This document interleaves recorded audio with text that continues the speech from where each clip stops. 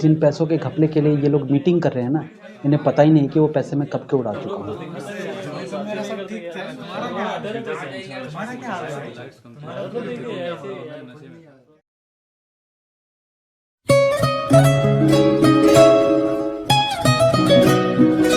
Film के last में Dulquer Salman audience से पूछते हैं, आप मुझे कैसे याद रखेंगे।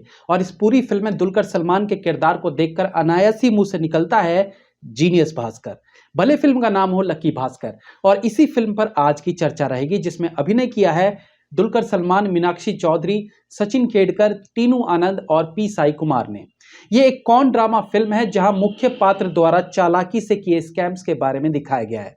फिल्म की कहानी भास्कर की है, जो अपनी जिम्मेदारियों को निभाते निभाते कर्ज तले इतना दब जाता है कि एक दिन वो अपनी ईमानदारी को ताक पे रखकर खुद को पैसा कमाने की मशीन बना डालता है।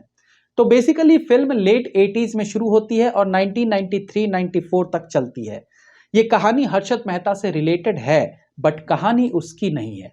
शेयर मार्केट पर बनी कोई भी फिल्म हर्षद मेहता की एंट्री के बिना पूरी हो ही नहीं सकती। हमने अनेकों फिल्मों और वेब सीरीज में हर्षद मेहता की कहानी को देखा है, लेकिन हर्षद मेहता के इर्द गिर्द जो लोग जुड़े थे, जो बैंक्स जुड़े थे, कभी उनकी कहानी में इंटरेस्ट नहीं दिखाया। हालांकि एक फिक्शनल कहानी है, बट एक मेन कल्प्रिट की छांव में पल रहे एक छोटे कल्प्रिट की कहानी को इतने एंटरटेनिंग वे में दिखाया गया है कि आपको स्कैम 92 की याद आ जाएगी। After all it's all about presentation. Film का स्क्रीन प्ले एकदम टॉप नॉच का रहता है। बैंकिंग से रिलेटेड बारीक जानकारियों को इतने बेहतर तरीके से दिखाया गया है कि ये सारी प्रक्रिया इजीली समझ आती है। फिल्म में भास्कर के पैसे कमाने की रफ्तार को इस तरीके से दिखाया जाता है कि एक बार को आपको भी उससे जलन होने लगेगी। एंड मोस्ट इंपॉर्टेंट, जिस प्रकार से वो दूसरों को उनकी औकात दिखाता है, नो डाउट वो गूज़बम्प्स दे जाते हैं। फॉर एग्जाम्पल ज्वेलरी शॉप वाला सीन। फिल्म की एक खास बात जो आपको फिल्म से कनेक्टेड रखेगी वो है ब्रेकिंग द फोर्थ वॉल।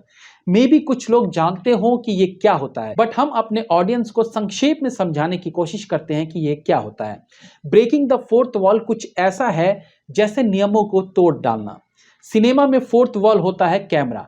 एक सीन जब आप देखते हैं तो आपको हमेशा 3 वॉल्स दिखाई देंगी या 3 दिशाएं दिखाई देंगी, चौथी नहीं दिखेगी, क्योंकि चौथी दीवार वो खुद कैमरा होता है। बेसिकली फोर्थ वॉल का कंसेप्ट थिएटर से आया है। अगर आपने कभी कोई प्ले देखा हो या इवन रामलीला भी देखा हो तो आप इसे आसानी से समझ सकते हैं। प्ले में कैरेक्टर्स अपना अभिनय कर रहे हैं और कई बार वो ऑडियंस की तरफ देखकर अपने डायलॉग्स बोलते हैं। वहां कैमरा नहीं होता, इसलिए ऑडियंस फोर्थ वॉल कहलाती है। बेसिकली इजी वर्ड्स में समझना हो तो एक चलते सीन में एक कैरेक्टर का सीन को छोड़कर कैमरे की तरफ बात करना।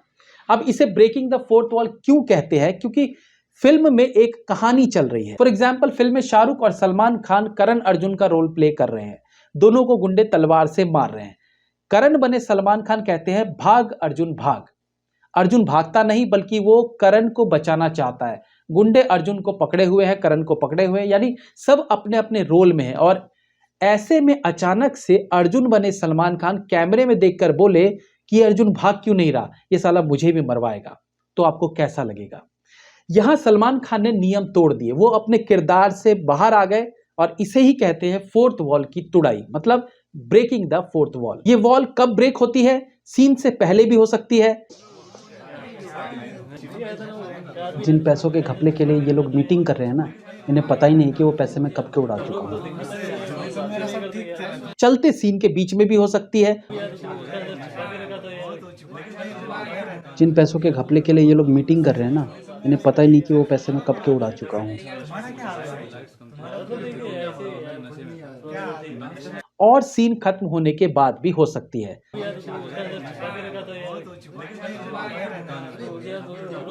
ठीक है, ये मीटिंग हम लोग नेक्स्ट मंडे को कंटिन्यू करेंगे।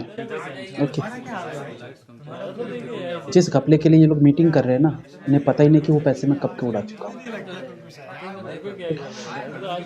नॉर्मली इसे कॉमेडी सीन्स के लिए यूज किया जाता है, बट ऐसा कोई जरूरी नहीं है।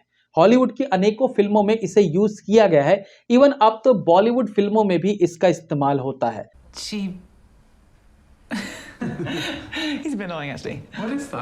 और आप गौर करें तो 90s की एक पुरानी फिल्म घर हो तो ऐसा में कादर खान ये कर चुके हैं। तुम हो ना, मुझे बहुत अच्छे लग रहे हो। सच? हाँ। तू क्या पलट गई यार? मिस्टर एंड मिसेस खिलाड़ी में परेश रावल ये कर चुके हैं। फ्रूट लेकर क्या राजू शालू के संतरे मौसम्बी कबूल करेगा? इवन मर्दानी में विलन ये कर चुका है। हम इसे डिस्कस इसलिए कर रहे हैं कि लकी भास्कर में फोर्थ वॉल को ब्रेक किया गया है और दुलकर सलमान सीन के बीच में ही कैमरे से बात करने लगते हैं, जो कि इस कहानी में बहुत इफेक्टिव लगता है। ये एक well written, well narrated plot twist से लबालब मूवी है, जो फर्स्ट हाफ में तो एकदम सीट की एज पे रखेगा। हाँ, सेकंड हाफ थोड़ा स्लो जरूर होता है, बट ये जरूरी भी था। Film is not only about scam, it's also about family values. Dulquer Salman की एक्टिंग पर कभी शक नहीं रहता, बट यहां उन्होंने कमाल का काम किया है।